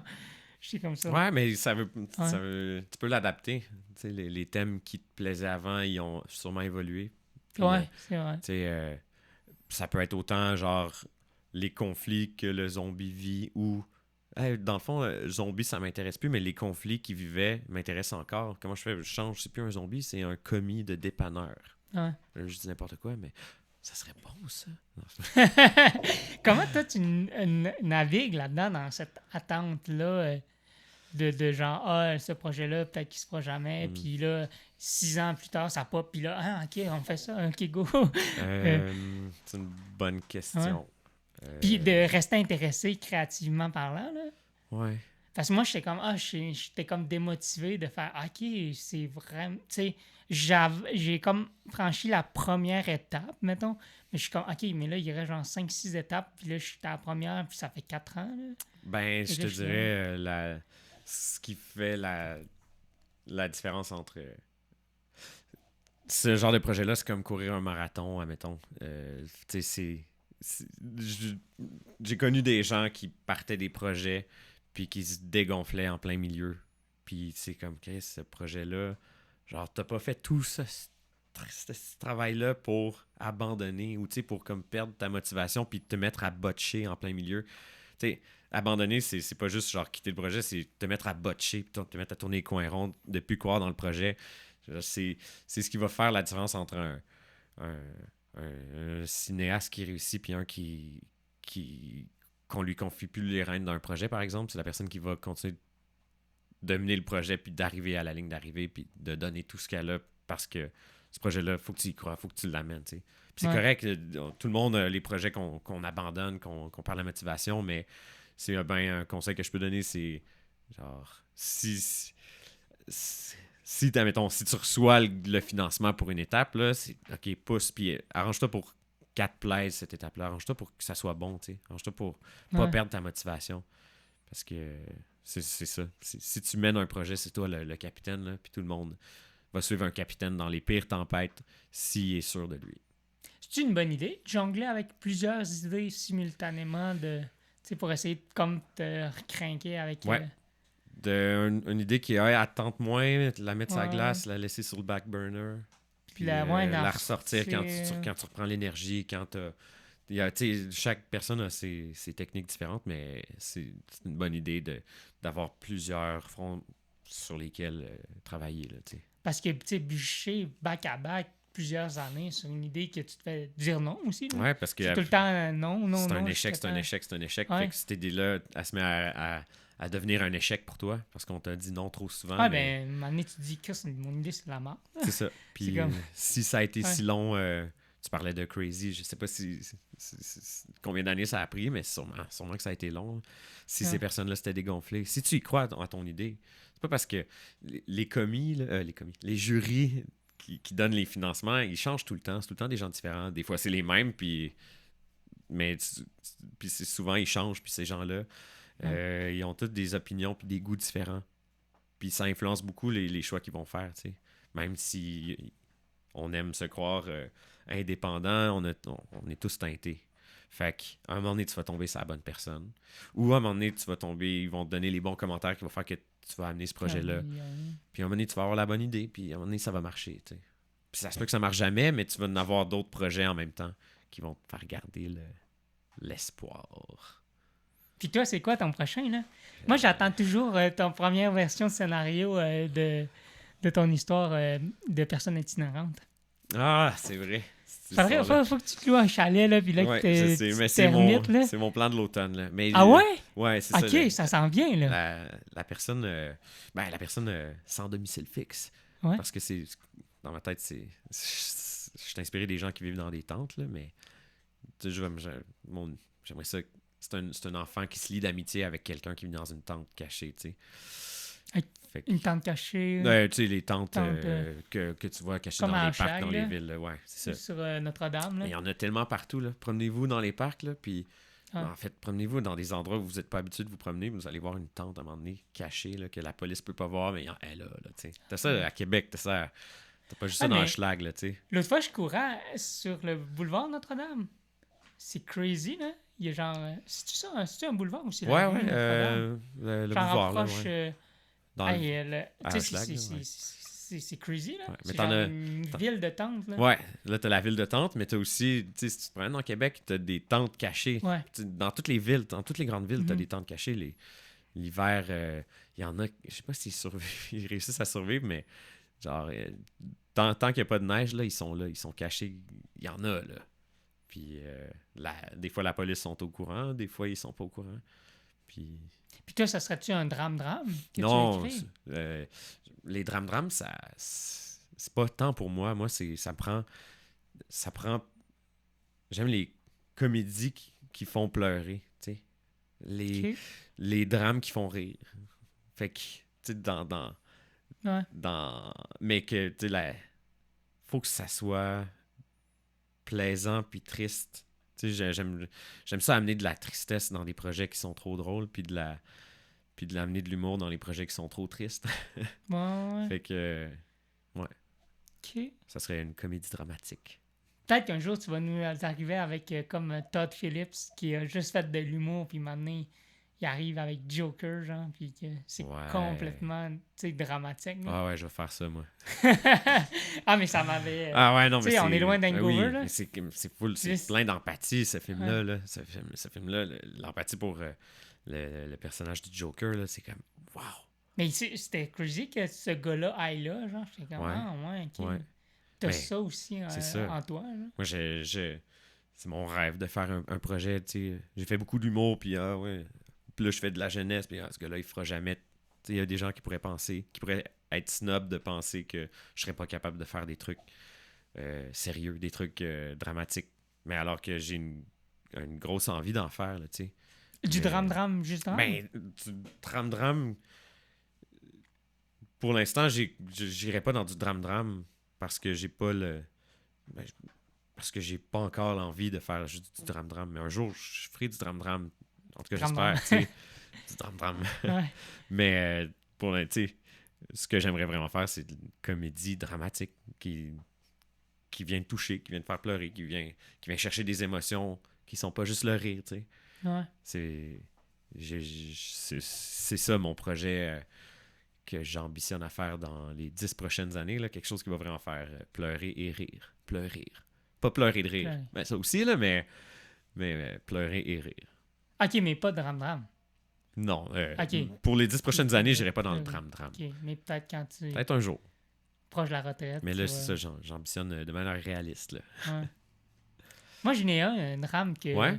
qui est comme inspiré de la vie de... Ben, en tout cas, je sais même pas s'il voudrait que j'aille bien spécifique là-dedans, mais tu sais, Martin Matt, là, Ouais. sa vie là, est très dramatique, là, avec son frère, puis tout, là. Puis tu sais, je trouve que... Ben, tu sais, ça ressemble un peu à Joker, le film, mais... Puis son histoire, mais... Il y a de quoi de spécial, là, tu sais, de vouloir faire rire quand ta vie est pas drôle pendant tout, là. Fait qu'il y a une... tu sais, quasiment un documentaire là, sur lui, mais je sais pas s'il voudrait aller là ou juste que, tu sais, je m'inspire de lui puis je nomme pas son nom, là, mais... Mais là, il y a une série, justement, sur... un peu basée sur... Sur lui? Sur son père, sur lui. Ouais, qui est en train... Qui s'est faite cet été, je pense. Ou Ah oui, qui oui, va mais sortir par bientôt. lui, puis qui est drôle. Oui. Mais moi, Ok. je voudrais juste Mais toi, que tu ce voudrais soit pas drôle, Ouais, genre. ouais. Puis qu'on va... Tu sais, quasiment documentaire que tu t'es comme, OK, c'est pas drôle, là. Tu sais, Ouais. c'est quasiment une thérapie qui se fait lui-même à faire rire parce qu'il en a besoin, genre. Puis je sais pas si c'est ça pour lui, mais, tu sais, comme là, il fait de plus en plus de podcasts, puis j'ai comme l'impression que peut-être, là, tu sais, qu'il s'est sauvé lui-même de sa tristesse en riant, genre. Mm. Fait que ça serait de quoi que je voudrais explorer, mais ça ressemblerait aussi à juste l'histoire de Joker point, là. Fait que, en tout cas, peut-être avec moins les effets grandioses d'Hollywood. Mhm. Puis plus, mais je trouve qu'il y a de quoi dans juste les humoristes en général. Si toi, t'en as côtoyé beaucoup plus que moi. Est-ce que c'est du monde généralement triste ou C'est toutes des astis. En fait. des tabarnak? Non, oui puis non, tu sais. Je pense que ça dépend vraiment. Il y en a Il y a de tout. de là. tout, mais tu sais, c'est autant des gens d'une intelligence où tu sais, il y en a de toutes sortes. Il y en a qui sont super intelligents, il y en a qui sont super sensibles, il y en a qui sont super en TDAH, là, tu sais, genre qui ont beaucoup, que ça va vite dans leur tête, mais généralement, ça va tout très vite dans leur tête, là, les humoristes. Ouais. Mais ça va pas tout le temps vite dans la mienne, fait que Mm. je suis plus posé, mais non, je pourrais pas dire, t'en as de tout, toutes les saveurs, toutes les chances, leurs motivations sont toutes différentes. T'en as qui c'est des clowns tristes, t'en as qui c'est des personnes traumatisées, puis t'en as qui ont des grosses charges émotives, t'en as que Pas vraiment. ils ont été élevés dans la ouate, là, tu sais, puis moi j'ai été élevé dans la ouate, là, fait que tu sais, Ouais. ils ont juste envie de triper, tu sais, de faire rire, puis chacun a ses motivations différentes, tu sais, chacun a sa sensibilité, mais je pourrais pas dire ceux que je préfère, c'est ceux qui ont une de quoi à dire, qui ont une réflexion ouais, je j'aurais de la misère à dire. Ceux quand ils ont quelque chose, quand ils réfléchissent, en tout cas. Genre, mettons, ce serait qui Ils ton font top, pas ce que je fais en ce moment. ton là, top t'sais. 3 là, d'humoriste? Qui détermine ce truc? Ben, je donnerai pas de top 3. Genre, je vais juste dire un que je me rappelle que quand j'avais vu à commencer à évoluer, j'étais comme, Asti, c'est ça mon humour. Parce que ça m'a fait penser à moi-même. Puis je me suis dit, j'aurais aimé ça être cet humoriste-là. Là. C'est Pierre-Yves Roy Desmarais. Lui a un humour positif. Tu sais, il veut pas. Autant qu'il peut faire des fuck you puis envoyer chier du monde dans son show, il y a un petit côté genre, ben non, c'est pour rire, on rigole, tu sais. Il y a pas de méchanceté derrière de ce que moi je ressens. Tu sais, c'est de l'humour positif. Puis moi, j'aime beaucoup l'humour positif, tu sais. Mettons quelqu'un qui va juste tout le temps chialer sur le gouvernement, faire des jokes sur puis rire de. Je vais trouver ça drôle, mais mettons, c'est pas le genre d'humour que j'aspirerais à faire si moi j'étais humoriste. J'aimerais ça, garder ça positif, tu sais. Ça veut pas dire j'aime le cynisme, mais moi, si j'avais à faire un film, par exemple, ça resterait dans le positif. S'il y a du cynisme, je ramènerais, je tournerais ça. Ça serait pas que cynisme. Là, il peut en avoir, mais j'aime ça quand le propos, tu finis le show et tu fais comme genre, OK, ça m'a amené de quoi de positif dans ma vie. T'as trouvé ça comment, mettons, les beaux malaises? Ça, j'ai trouvé ça genre une des meilleures séries humoristiques, là, une des meilleures comédies parce que justement, il avait pas peur d'aller dans le triste. Tu finissais un épisode, t'es comme. Ouais. Oh, sa mère, ou son frère, il est cute, son frère. Mais tu ris, puis ils sont colons, puis là, tu sais, Martin Matt, il a dit, je l'avais entendu dire, les beaux malaises, ça terminait que sa femme, elle le trompait, puis là, il avait le cœur brisé, puis il allait la voir, puis il dit, bon, c'était pas clair si elle le trompait, mais il allait la voir, puis il se parlait, puis c'est comme, OK, elle l'a trompé, mais puis là, il s'était fait dire par TVA, genre, mais là, elle peut pas l'avoir trompé, là. Puis il est comme, oui, elle peut l'avoir trompé. Puis c'est correct. T'sais, c'est ça la vie. Puis ça, c'est pas le fun. Puis ça fait mal, mais on peut passer à autre. On peut passer par-dessus ça. Puis il lui pardonnait dans l'émission, dans le dernier épisode. Là, puis moi, je trouvais ça beau. T'sais. Ah, elle l'a trompé. Ah, ça fait donc mal. Ouh, j'ai-tu bien compris? Elle l'a-tu vraiment trompé? Ouh, ça fait mal. Puis il la pardonne. Ah, c'est donc bien beau. Puis, plein d'émotions tristes, là, tu sais. Puis tu finis à travers un épisode touchant, drôle. Ça finit touchant, tu sais. En tout cas, c'est des bonnes. Je trouvais ça bon. Très bon des beaux malaises d'y aller dans le touchant. Puis le drôle. Ben, c'est ça. Ouais. Dans le drôle, c'était convenu, c'était clair, mais là, de pas avoir peur d'aller dans le touchant, dans tout ça. Fait que tu vas nous faire un genre de beau malaise 2.0. Ouais, c'est ça mon 3.0. Ouais. Pas trop dans le gros humour sale pour faire rire absolument comme un spectacle d'humour, tu sais. Il y a beaucoup de spectacles d'humour qui finissent toujours avec un moment touchant à la fin. Je parle de la mort de mon père, tu sais. J'ai des anecdotes avec mon père, je finis avec la mort de mon père, puis tu sais, OK, c'est touchant, tu sais, ce genre ce genre-là d'aventure, là. Tu sais, moi, c'est un film que je voudrais faire, ce serait moins dans le gag, mais ça serait il y a plein de bons films. Mettons, à chaque fois, mettons, Ricardo Troggi, dans ses films, il parle... Il respecte beaucoup son père, puis il finit tout le temps à... Il y a tout le temps un petit moment qui dit « Ah, j'aimerais ça qu'il soit ici. Ouais. » Tu sais, pour que je puisse lui dire « Je t'aime. » Là, tu comprends « Ah, son père est mort. Ah, fuck, il aime son père. Ah. » Tu sais, ces petits moments touchants-là sont vraiment le fun. Moi, j'en voudrais un petit peu plus. Là. De touchant? Ouais, tu sais, mais en même temps, ça rentre encore plus. Là, quand t'en as un, genre. Oui, ben, quand t'en. Oui, c'est ça. Oui. T'étais comme genre, j'étais pas venu pour ça. Ouais. Je suis choqué. Ouais. Un bon exemple, c'est. Ben, deux de mes films préférés, c'est Forrest Gump. Puis c'est une comédie, mais avec plein de moments touchants. Tu vas checker ça, c'est un bon film. C'est un bon. Une bonne carte postale pas une carte postale, mais ça repasse l'histoire des États-Unis à travers les années 50 puis fin 80, 90. Fait que c'est vraiment touchant. À travers les yeux d'un enfant. Forrest Gump, c'est un personnage qui est un enfant. Mais il court, hein, je pense. Il court à un moment donné.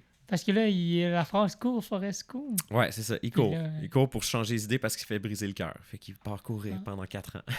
OK. Puis, tu sais, il faut justement garder en tête, il y a un retard mental, Forrest Gump, mais ça ne l'empêche pas de faire des choses exceptionnelles. Puis de voir la vie avec ses yeux d'enfant. Il y a un retard mental qui fait qu'il est un enfant, tu sais. Puis une autre affaire, mon autre film préféré de tous les temps, c'est Jojo Rabbit, c'est un enfant de 7 ans dans la Deuxième Guerre mondiale nazie. C'est un enfant allemand pendant la Deuxième Guerre mondiale nazie. Fait que, il voit la Deuxième Guerre mondiale nazie avec ses yeux d'enfant, que tout est coloré, tout est beau, tout est exagéré, c'est caricatural. C'est beau, l'Allemagne nazie, vue par un enfant, tu sais. Il est hot, Hitler. Sont colorés, les drapeaux, tu sais, comme... Ouh! Ouais, hein? C'est le point de vue d'un enfant OK. est magique, magnifique. Puis c'est confronté à la tragédie des adultes, là, tu sais. La Deuxième Guerre mondiale ou les années... la guerre du Vietnam vue par Forrest Gump, là, tu sais, c'est un enfant qui est pitché dans une guerre. C'est comme, ça fait peur, mais c'est plus grand que nature. C'est une tragédie qui est confrontée à un point de vue qui est pas prêt à recevoir ça. Puis moi, c'est le genre d'histoire-là que j'aimerais faire. Ouais. OK. Un enfant qui est pogné dans le monde des adultes. Dans la tragédie des adultes. Fait que là, en octobre, tu écris ça. Ouais. En mai, je me penche là-dessus. Tu déposes ça dès que le CAC en mai. C'est ça. Puis tu tournes en 2026. Je tourne en 2045, là, tu sais, genre ça... Comme mon film de zombies. C'est ça. On va être en même temps. On va tourner en même temps. Cool. Bon, ben, ça fait le tour. Merci d'être venu sur le podcast. C'est toujours le fun. Merci de me recevoir. C'est quoi tes prochains projets? Dans l'immédiat? Dans l'immédiat... saison 2 de... De la petite pub... Mais là, les Millimus... les Millimus, saison 2, on espère... C'est probablement que ça revient, puis probablement que je vais revenir. Il n'y a rien de signé encore. Fait que... je touche du bois. Ouais. Mais sinon, ça va être ça, pour l'instant. As-tu approché d'autres auteurs pour réaliser des trucs pour d'autres auteurs ou pas? Pas de ce que... Pas cette année. Pas cette année. Mais là, tu vas écrire le tien. Mais là, je vais écrire le mien, c'est ça. Je prends l'automne pour faire les projets que je veux faire. Prévoir les projets que je veux faire. That's it. Ouais. Bon, ben, je te souhaite la meilleure des chances. Merci, toi aussi. Lâche pas ton film de zombies. Puis tout ce que tu fais. Moi, j'ai ma retraite, je vais être content de le faire. Là. Je vais être comme, ça fait... Je voulais faire ça, enfin. Merci de m'avoir invité. Merci.